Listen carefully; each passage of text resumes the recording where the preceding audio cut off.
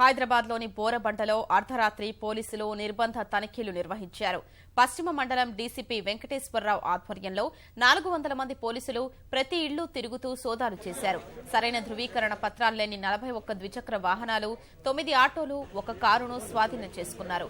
7 rowdy షీటర్లు, 3 పాత నేరస్తుల్ని అదుపులోకి తీసుకున్నారు.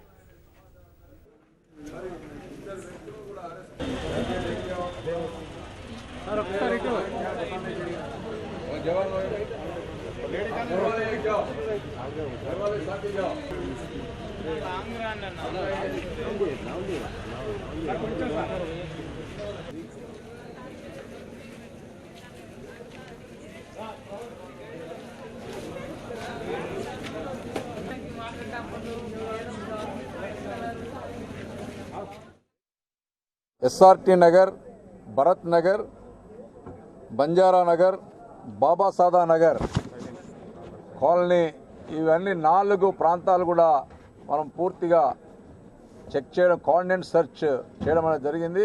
వారు చెప్పి ఇచ్చే సమాచారం సరి అయినదా కాదా అని కూడా తెలుసుకొని అనుమానాస్పదంగా ఉన్న వ్యక్తులను, అనుమానాస్పదంగా ఉన్న వెహికల్స్ అన్నింటినీ కూడా సీజ్ చేయడం అనేది జరిగింది.